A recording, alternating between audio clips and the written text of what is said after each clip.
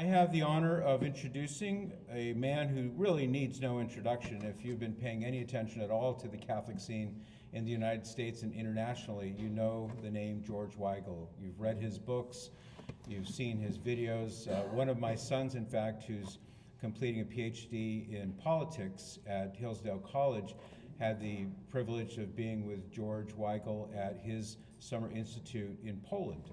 And it was a wonderful experience for him. He came back filled with all kinds of wonderful memories of that. So thank you, George, for putting that on for him and the other people who were there. I will waste no time in introducing our guest this evening, George Weigel, Distinguished Senior Fellow and William E. Simon Chair in Catholic Studies.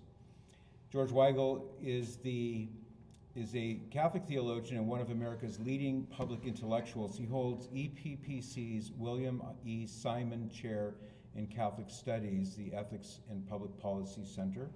From 1989 through June of 1996, Mr. Weigel was president of the Ethics and Public Policy Center, where he led a wide-ranging ecumenical and interreligious program of research and publication on foreign and domestic policy issues. Mr. Weigel is perhaps best known for his widely translated and internationally acclaimed two-volume biography of Pope St. John Paul II, the New York Times bestseller Witness to Hope in 1999, and its sequel, The End and the Beginning, 2010. In 2017, George Weigel published a memoir of his experiences that led to his work as a papal biographer. That book, Lessons in Hope, My Unexpected Life with St. John Paul II. George Weigel is the author and editor of more than 30 other books, many of which have been translated into other languages. Among the most recent are Evangelical Catholicism, Deep Reform in the 21st Century, that was issued in 2013, Roman Pilgrimage, The Station Churches in 2013, Letters to a Young Catholic, 2015, The Fragility of Order, Catholic Reflections on Turbulent Times, which came out in 2018, The Next Pope, The Office of Peter and a Church in Mission, which was issued in 2020, Not Forgotten, Elegies for and Reminiscences of a Diverse Cast of Characters, most of them admirable, in 2021. I need to go back and reread that one. To Sanctify the World, The Vital Legacy of Vatican II, 2022. His essays, op-ed columns, and reviews appear regularly in major opinion journals and newspapers across the United States. A frequent guest on television and radio, he is also senior Vatican analyst for NBC News. His weekly column, The Catholic Difference, is syndicated to 91 newspapers and magazines in 5 countries. Mr. Weigel received a BA in philosophy from St. Mary's University and from St. Mary's Seminary and University in Baltimore, an MA in theology from the University of St. Michael's College in Toronto, and he is the recipient of 19 honorary doctorates. In 2024, he was decorated with the Commander's Cross of the Order of Merit of the Republic of Poland, and has also been awarded the Papal Cross Pro Ecclesia et Pontifice, the Lithuanian Diplomacy Star, and the Gloria Artis Gold Medal of Poland's Ministry of Culture. Ladies and gentlemen, I give to you George Weigel.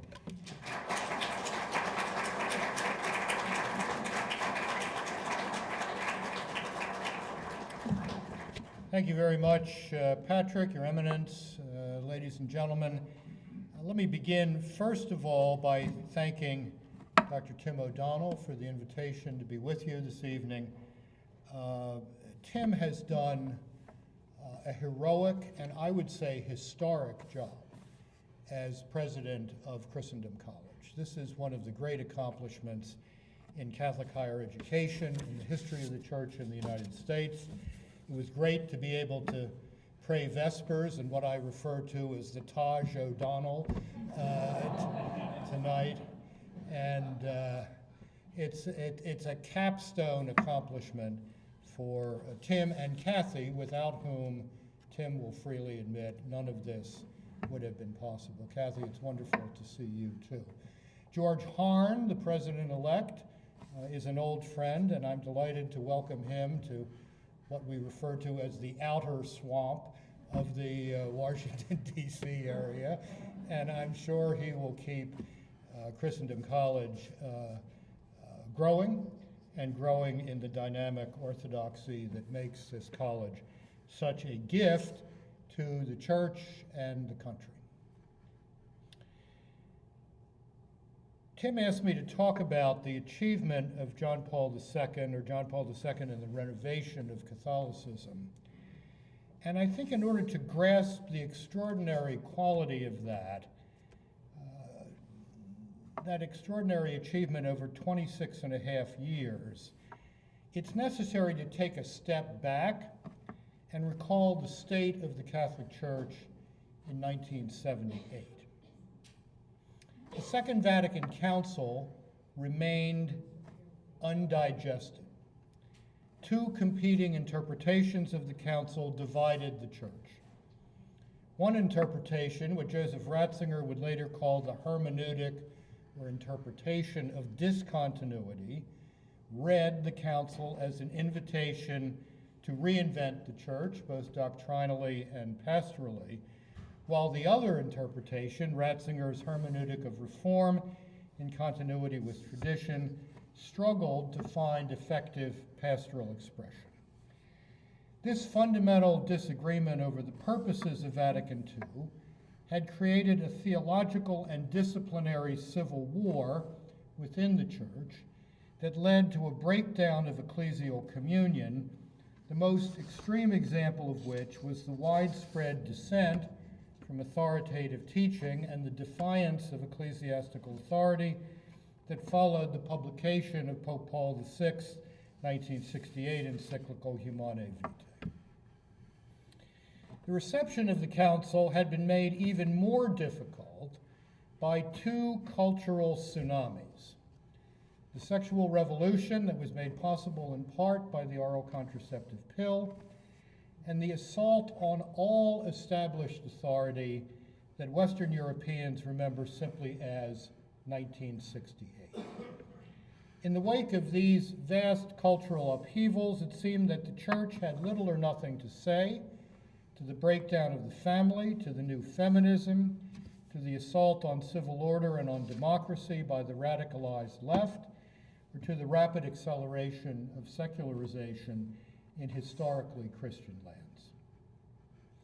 Meanwhile, the Vatican's Ostpolitik, or Eastern politics, had failed to relieve the intense political pressure on the Church behind the Iron Curtain, and in some instances, the Ostpolitik made things worse by demoralizing Catholic clergy and laity who wished to stand firm for religious freedom and other basic civil liberties.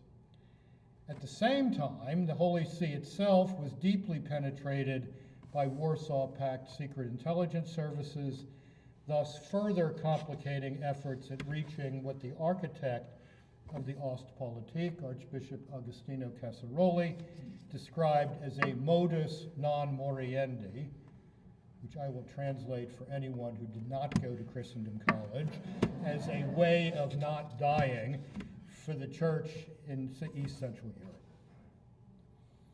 Then we remember that the immediate post-Vatican II years had witnessed vast defections from the priesthood, the largest since the 16th century Reformations, the rapid secularization of the self-understanding and manner of life of many institutes of consecrated life, the theological and political radicalization of the Society of Jesus and other Catholic institutional elites, and the intensification of clerical sexual abuse, a phenomenon undocumented at the time, but made unmistakably clear by statistical studies conducted since 2002. All of this had led to many forms of ecclesiastical demoralization. Many sectors of the world church suffered a lack of evangelical energy, and Catholicism seemed to have little or no capacity to shape world affairs at a fragile moment in human history. Excuse me. Over 9,665 days, from October 16, 1978 through April 2, 2005, John Paul II addressed and in many cases reversed this post-conciliar drift into ecclesiastical incoherence and Catholic irrelevance on the world stage. The reversal began on October 22nd, 1978, at the public mass inaugurating the pontificate.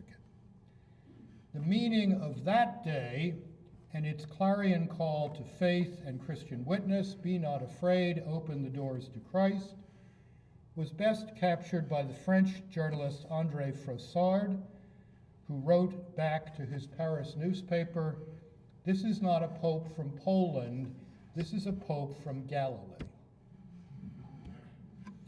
Over the next 26 and a half years, this pope from Galilee, this 21st century apostle, who embraced the Great Commission, go and make disciples of all nations, and urged 1.2 billion Catholics to become missionary disciples, ushered in the church of the third millennium, what he called the church of the new evangelization, in which the ecclesiastical institutions defended and preserved by the Counter-Reformation Church would be transformed into platforms for mission.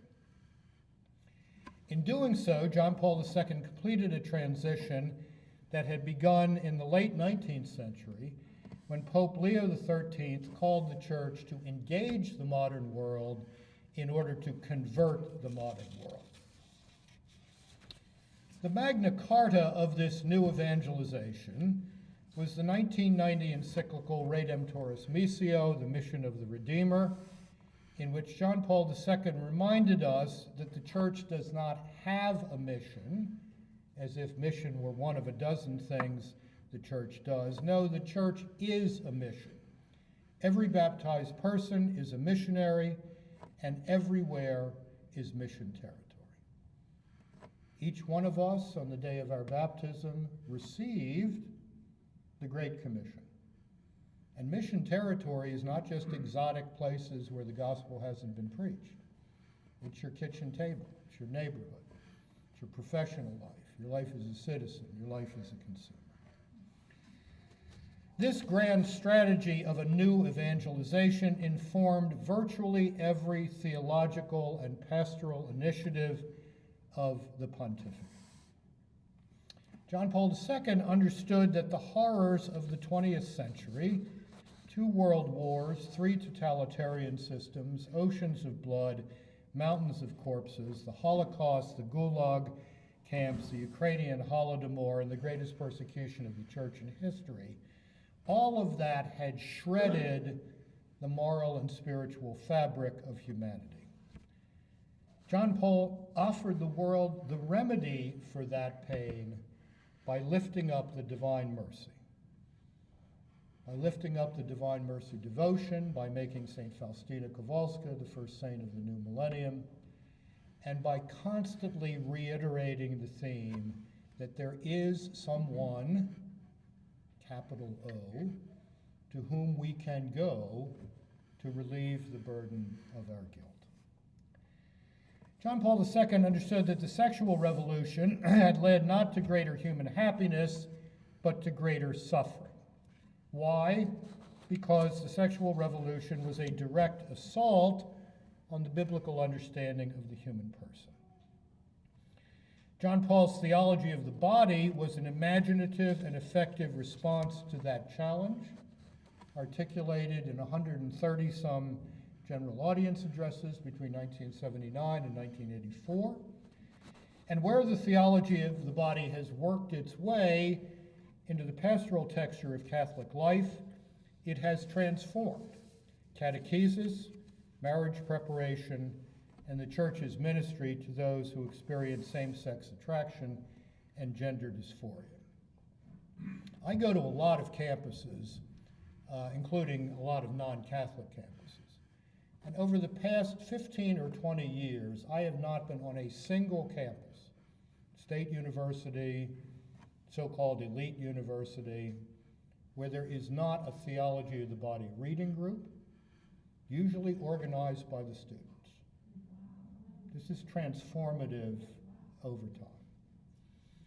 The establishment of the John Paul II Institute on Marriage and the Family at the Pontifical Lateran University and its affiliated centers around the world was another initiative aimed at renovating the church's capacity to respond to the tremendous cultural transformations underway in the world and their effects on the most basic human relationships.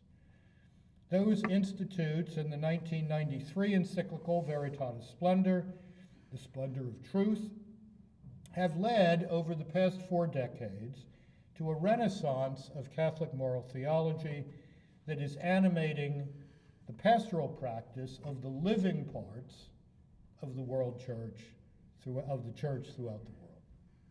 Stress the living parts of the church throughout the world. At the time of John Paul's election in 1978, many churchmen thought the young adults of late modernity were incapable of hearing the gospel call to conversion. They lived on some other planet.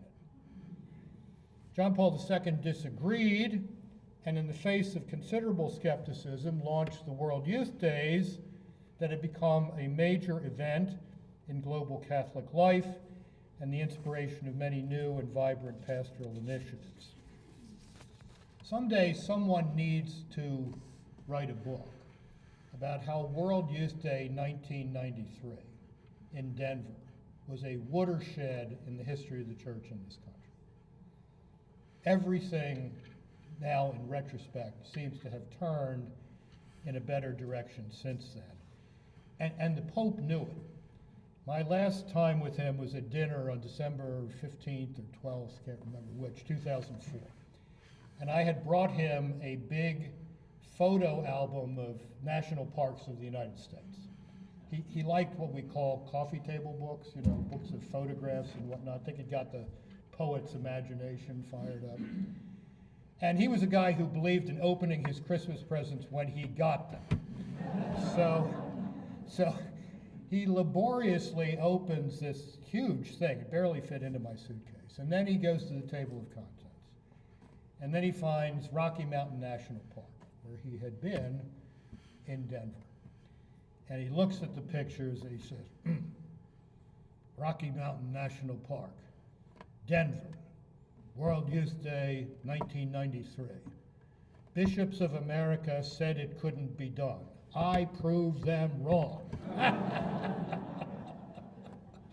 Which indeed he did. And we continue to live our Catholic lives in the wake of that extraordinary accomplishment. John Paul II was a great reformer of the Catholic priesthood. The heroic model of priestly ministry he himself lived, which was inspired by the examples of Adam Stefan Sapieha, the bishop who ordained him, and St. Maximilian Kolbe, the martyr of Auschwitz, in turn inspired 2 generations of priests throughout the world church.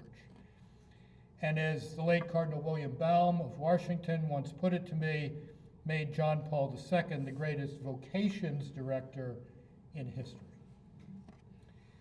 The 1992 Apostolic Exhortation, Pastores Dabo Vobis, I will give you shepherds, offered the world church a blueprint for seminary reform, and where its teaching has been taken seriously, seminaries are flourishing. The reforms in canonical procedures for dealing with sexually abusive priests that John Paul II established remain an essential part of the ongoing reform of the priesthood.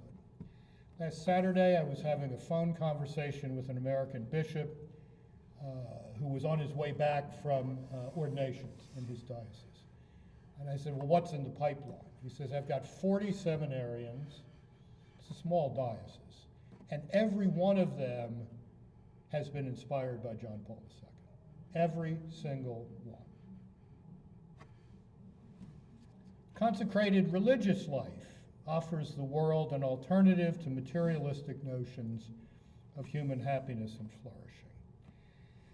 1996 Apostolic Exhortation Vita Consecrata accelerated the authentic reform of institutes of consecrated life, and those that have followed its teaching continue to grow. Their example makes another important contribution to the new evangelization. We can think here in the U.S. of the Nashville Dominicans, the Sisters of Life, the Dominican Sisters of Ann Arbor, the Alma Mercies. These are all expressions of the implementation of Vita Consecrata. In its dogmatic constitution on the Church, Lumen Gentium, the Second Vatican Council taught that sanctity is not a matter for the church sanctuary alone. Rather, every baptized person is called to the vocation of holiness, which includes the sanctification of the world. John Paul's 1987 apostolic exhortation, Christi Fideles Laici, Christ faithful, lay faithful, continues to provide the blueprint for flourishing lay apostolates that work today to implement the Pope's call in Redemptoris Missio for lay Catholics to be the primary agents of evangelization in the worlds of politics, economics, and culture, including education. The lay leadership of this college is an expression of John Paul II's vision in Christi Fideles Laici, and that vision intersecting with the experience of World Youth Day in Denver has produced Focus, which now has over 200 young missionaries on college campuses, the Augustine Institute, and innumerable other things. It even produced Patrick Madrid, I think. And then there is the church in Africa. John Paul II paid close attention to the African church, nurtured it during 10 pastoral visits, and brought African churchmen into senior positions in the church's central administration. That Africa is now the greatest area of growth for the church in the world is due in no small part to John Paul II. That Africa will be the demographic center of world Catholicism by the end of this century, and probably before, is due in no small part to John Paul II. The Great Jubilee of 2000 should also be understood in terms of John Paul's renovation of the church. This is particularly true of his March 2000 pilgrimage to the Holy Land. In spending a week walking where Jesus and the first Christian disciples walked, John Paul was reminding the church that Christianity is neither a fairy tale nor a pious myth. Rather, Christianity began when real men and women who lived in real places you can see and touch today were so transformed by their encounter with the one they first knew as the itinerant Rabbi Jesus of Nazareth, and who, after what they had at first imagined to be utter disaster, met anew as the risen Lord Jesus Christ. They were so transformed that they and their successors went out and converted over the next 2.5 centuries, what historians now reckon to be between 1/3 and 1/2 of the Mediterranean world. And in reminding the church of this throughout the Great Jubilee, but above all in his walk where the Lord Jesus had walked, John Paul II was in one sense completing his authoritative interpretation of the Second Vatican Council. The council that John the 23rd wanted to recenter the church's attention on Christ. In the 2 decades following the council, the church had often become inwardly focused, almost narcissistic. The transformation of the church that John Paul II worked so hard to accomplish through these various initiatives I've cited had at its heart that recentering on Christ and the proclamation that Jesus Christ is the light of the nations. If October 22nd marked the beginning of John Paul II's Christocentric renovation of the Catholic Church, his first pilgrimage to Poland from June 2nd to 10, 1979, just 45 years ago this past week, marked the return of the Catholic Church as a major actor in the drama of late modern history. My 1992 book, The Final Revolution, The Resistance Church and the Collapse of Communism, was the first in English, and perhaps in other languages too, to argue that the Pope and the Church were pivotal figures in what we have come to know as the Revolution of 1989 and the collapse of European communism. The analysis in the book was met with some skepticism at the time. But within a decade and a half of its publication, America's premier historian of the Cold War, John Lewis Gaddis of Yale University, would write that the beginning of the end of European communism came when John Paul II stepped off his plane at Warsaw Airport on June 2nd, 1979. That John Paul was a pivotal figure in the drama of that epic year, 1989, and perhaps the pivotal figure, is therefore now widely acknowledged. What is perhaps not so well understood, however, is how he did what he did and what it means for our understanding of the dynamics of history. During the 9 days of June 1979, the Pope helped ignite a revolution of conscience that made possible the nonviolent political transformation that followed. And he ignited that revolution of conscience by giving back to the people of Poland the truth about themselves, their history, and above all, their culture. Pope gave something like 52 addresses of various forms during those 9 days. And in none of them did he talk about politics or economics, not once. He was polite to the government when he arrived, he was polite with the government when he left, and the rest of the time he pretended that they weren't there.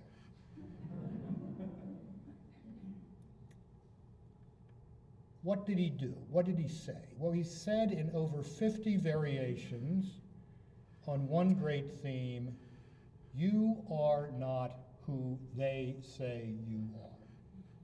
Permit me to remind you who you are. You're a people with a distinctive history, formed by a distinctive culture, at the center of which is your Catholic faith.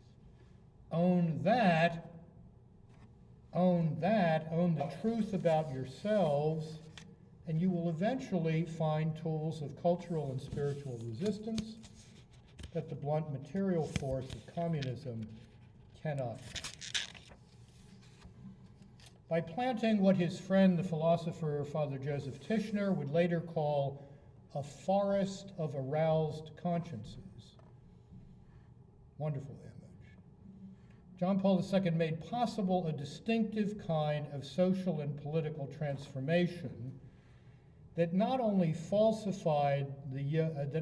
lifted the yoke of communist rule from Poland, it gave us a deeper understanding of how history actually works.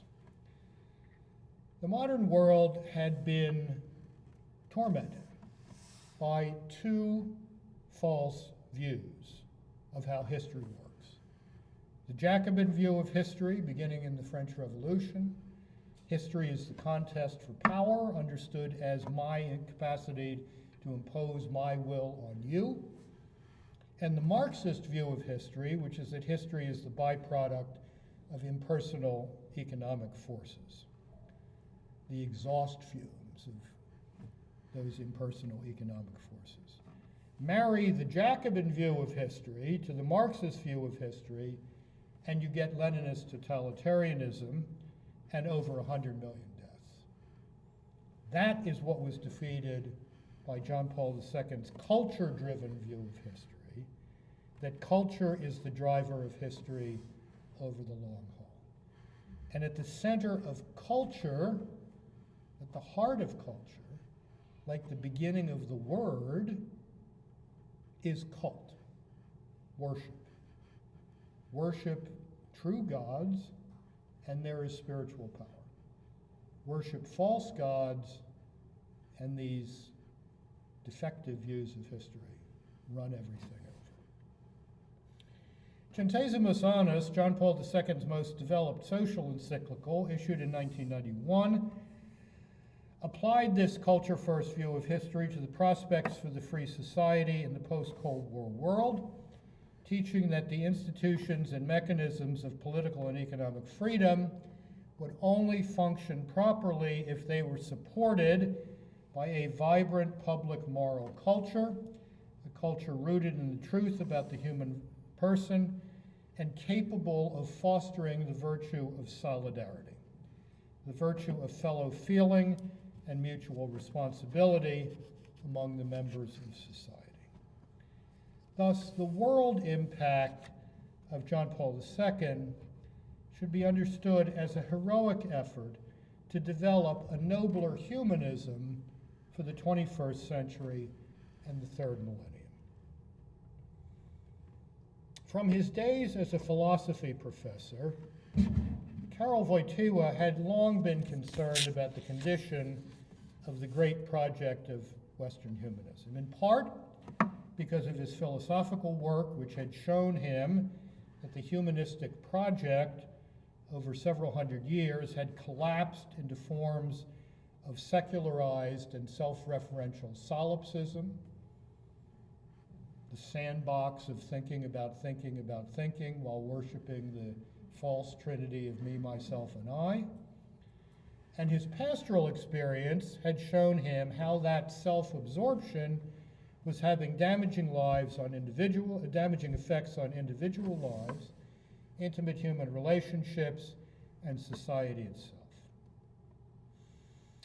Thus, in his submission in 1960 to the Vatican Commission preparing the agenda for the Second Vatican Council, the 40-year-old Bishop Wojtyła had suggested that the Council address this cultural crisis, this crisis of humanism, by focusing on Christ as he who reveals both the truth about God and the truth about humanity. We find that in Gaudium et Spes 22. In the face of Christ, we meet the Father of mercies and the truth about us. Similarly, in his major philosophical work, Person and Act, Wojtyła sought to break the humanistic project out of the prison of self-absorption by demonstrating that there are objective moral truths built into us, truths that reveal themselves through careful analysis, and truths that make for individual human flourishing and social solidarity. This enduring concern for the Western humanistic project came to the papacy with Wojtyła and was on full display during his pontificate. Thus, in the 1998 encyclical Fides et Ratio, which I'm sure is well known on this campus, John Paul demonstrated the mutual interdependence of these two attributes of the fully human person, teaching that faith kept reason open to broader horizons of experience and ultimately knowledge, while reason helped purify faith from superstition. Or as he put it in the encyclical, faith and reason are the two wings on which the human spirit rises to a contemplation of the truth. And it is only in the truth that we are truly free. A revitalized and ennobled humanism also required a new dialogue between religion and science, another aspect of John Paul's determination to heal the breach between faith and reason. The Pope's re-examination of the Galileo affair was one example of his efforts to move religion and science beyond old antipathies. So was his ongoing personal dialogue with physicists, astronomers, chemists, etc., with whom he gathered at the papal summer residence at Castel Gandolfo on numerous occasions. John Paul's historic efforts to open a new level of dialogue, a new depth of dialogue between Christians and Jews, also reflected this determination to build a nobler humanism. The world needed the witness of the two peoples of the Bible to the truths about the inalienable dignity of the human person revealed by the God of Abraham, Isaac, Jacob, and Jesus. That witness could only be a common witness if those two peoples demonstrated the possibility of genuine interreligious dialogue that transcended the pain of history. And in both those sets of initiatives, John Paul sought to demonstrate the true meaning of tolerance, which does not involve ignoring differences, but rather engaging differences within a bond of civility based on a mutual respect for the other as a fellow seeker of the truth. When he was writing Person and Act, Karol Wojtyła described that project to his friend, the French theologian Henri de Lubac, as a response to what he called the pulverization of the human person in the late modern world. His efforts to build a global culture of life, his resistance to the encroachments of what he would call a culture of death that found expression in abortion and euthanasia, were responses to this pulverization, just as much as his challenge to communism. The 1995 encyclical Evangelium Vitae might therefore be understood as a different form of social encyclical, complementing the analysis of the free and virtuous society in Centesimus Annus, by teaching that democracies that defined objective moral wrongs as rights risked an incoherence that would ultimately undermine democratic self-governance.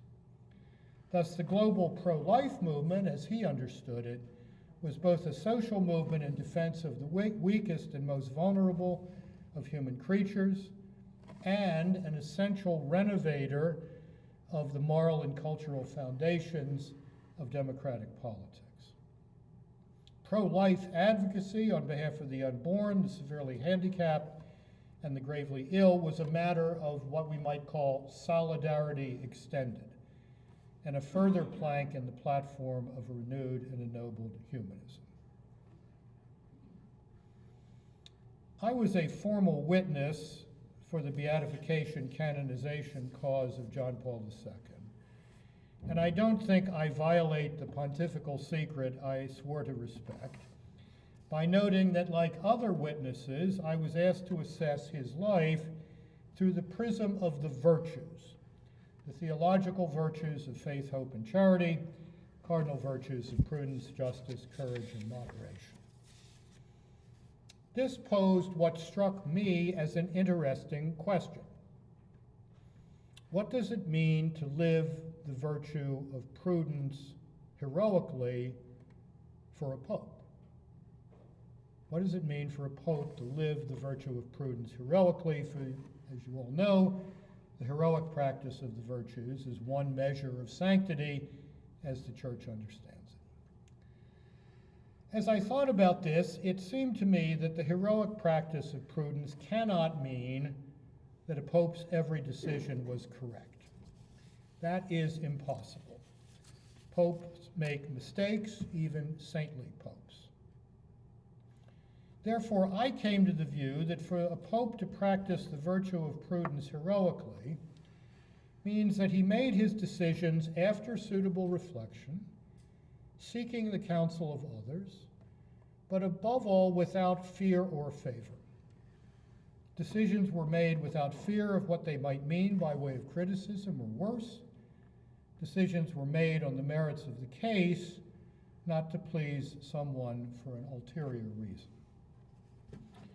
That, as I understand it, was how John Paul II confronted the hard challenges facing the Church of his day, and how he made his decisions about meeting those challenges, each of which was a fruit of his prayer. This was a man who prayed his way into all of his decisions, as he prayed his way into his magisterium. It's often been said that John Paul II was not a skillful, hands-on manager or an adept administrator. Don't think that's quite right. It's true that he was not a micromanager, as his predecessor Paul VI had been. But if the mark of a good administrator is to set large goals and patiently work to achieve them, then the record of accomplishment I've outlined here suggests that John Paul II was a very good administrator of the Church's affairs. He did not force decisions before the time was ripe. He was patient over the short haul while keeping his focus on the long-term goal. He trusted his own judgment, but he was open to the input of others. He was self-aware enough and humble enough to know that there were men and women who knew more about some matters than he did, and he drew on their counsel. He did not think of the papacy on the model of a czarist autocracy. He knew that he was the servant of Catholic tradition, not its master. As to those who read his pontificate through the lens of what we now know about such men as Marcial Maciel and Theodore McCarrick, I think this can be said. Maciel and McCarrick were psychopaths. Psychopaths deceive people, even saints. To suggest that John Paul II knew of the grave sins and crimes of these men and ignored them is nothing short of calumny. It is also inconceivable to anyone who knew Karol Wojtyła that he would ever countenance the sexual abuse of anyone, and especially young people. When John Paul II said to the American Episcopate during the American abuse crisis of 2002, "There is no place in the priesthood and in religious life for those who would harm the young," he was expressing a conviction he had lived throughout his life, and as both Archbishop of Krakow and Bishop of Rome. There is no such creature as a perfect pope. Perfection is not the standard by which we measure papal greatness. Fidelity to Christ and tireless witness to Christ's truth is the standard. And because of that standard, and because of what he did and who he was, many of us speak with reason about Pope St. John Paul the Great. Thank you.